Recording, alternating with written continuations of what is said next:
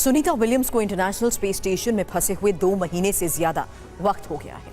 उनकी तबीयत खराब होने की भी खबर सामने आ रही है, लेकिन नासा सुनीता विलियम्स की इमरजेंसी रेस्क्यू नहीं कर पा रहा। और नासा ने जो रेस्क्यू प्लान बनाया है उसमें सुनीता विलियम्स को अभी कम से कम 6 महीने और अंतरिक्ष में ही रहना होगा। ऐसा हुआ क्यों? अब सुनीता विलियम्स धरती पर वापस कैसे लौटेंगी? अंतरिक्ष में उनका इलाज होगा कैसे? और जिस स्पेसक्राफ्ट से सुनीता विलियम्स अंतरिक्ष में गई थी उसी से वापस लौटना इतना खतरनाक क्यों बन गया है? जानने के लिए ये खास रिपोर्ट देखिए।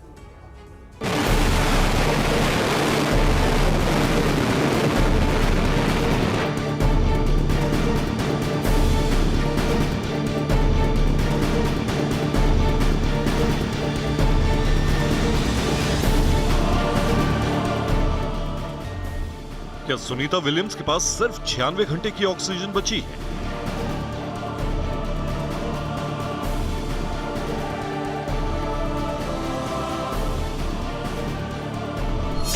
क्या इंटरनेशनल स्पेस स्टेशन में फंसी सुनीता विलियम्स की तबीयत तेजी से खराब हो रही है?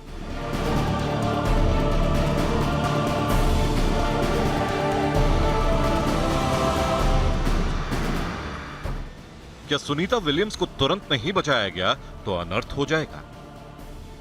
क्या कोई इमरजेंसी होने पर नासा के पास सुनीता विलियम्स को तुरंत धरती पर वापस लाने का कोई तरीका नहीं है?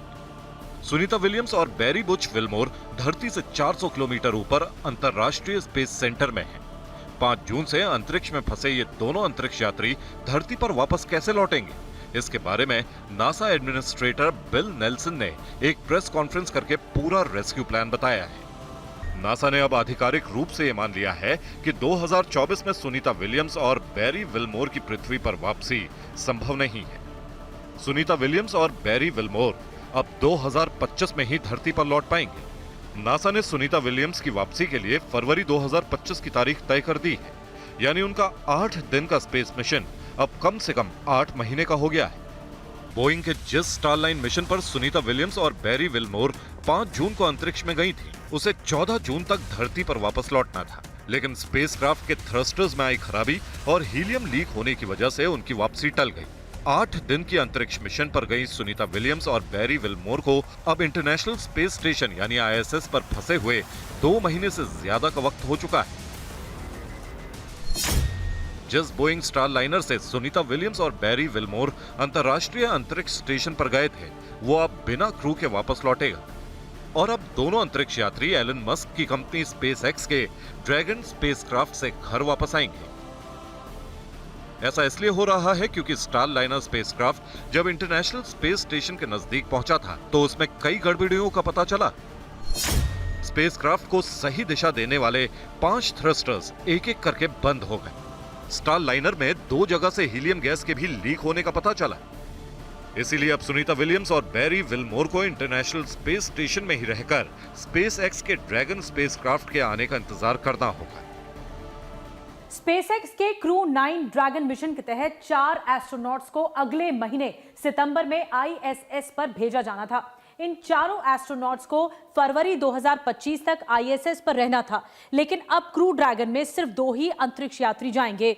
स्पेसक्राफ्ट की बाकी बची 2 सीटें सुनीता विलियम्स और बैरी विल्मोर की वापसी के लिए खाली रखी जाएंगी। घर वापस लौटने के लिए सुनीता विलियम्स और बैरी विल्मोर को अभी 6 महीने का और इंतजार करना होगा, क्योंकि इंटरनेशनल स्पेस स्टेशन से स्पेसएक्स के ड्रैगन स्पेसक्राफ्ट की वापसी फरवरी 2025 से पहले नहीं हो सकती। लेकिन चिंता की बात यह है कि ISS पर सुनीता विलियम्स की तबीयत खराब हो रही है। ISS में लगे सेंसर्स की मदद से सुनीता विलियम्स की आंख के रेटिना, कॉर्निया और लेंस का स्कैन किया गया है। ISS की माइक्रोग्रेविटी के लंबे समय तक संपर्क में रहने की वजह से सुनीता विलियम्स की आंखों में हो रही समस्या को space flight associated neuro ocular syndrome कहा जाता है। स्पेस में लंबे समय तक रहने के चलते बॉडी फ्लूइड्स में बदलाव होने लगता है। आंखें इसे लेकर सबसे ज्यादा संवेदनशील होती है। इससे आंख की संरचना भी बदलने लगती है और धुंधला दिखना शुरू हो जाता है। इसके अलावा महीनों तक स्पेस में रहने से एस्ट्रोनॉट्स के DNA को भी खतरा पैदा हो सकता है। यानी अब जितना जल्दी हो सके सुनीता विलियम्स को सुरक्षित तरीके से धरती तक लाने की जरूरत है। लेकिन सवाल यह है कि जिस स्टार लाइनर से सुनीता विलियम्स और बैरी विल्मोर ISS तक गए थे, नासा ने उन्हें उसी एयरक्राफ्ट से वापस धरती पर लौटने की अनुमति क्यों नहीं दी? ऐसा इसलिए क्योंकि स्टार लाइनर से वापस लाने में 3 बड़े खतरे हैं। खतरा नंबर 1, स्टार लाइनर में सिर्फ 96 घंटे की ऑक्सीजन है। स्टार लाइनर से वापसी में सबसे बड़ा खतरा ऑक्सीजन को लेकर था।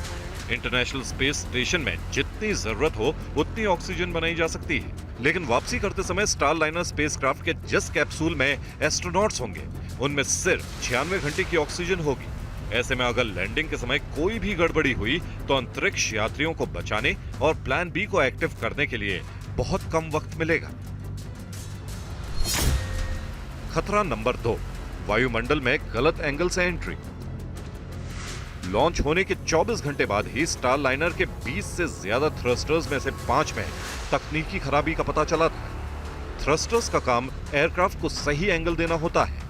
अगर लौटते समय स्पेसक्राफ्ट का एंगल जरा सा भी गलत हो गया तो स्पेसक्राफ्ट धरती पर लौटने की जगह हमेशा के लिए अंतरिक्ष में ही खो जाएगा।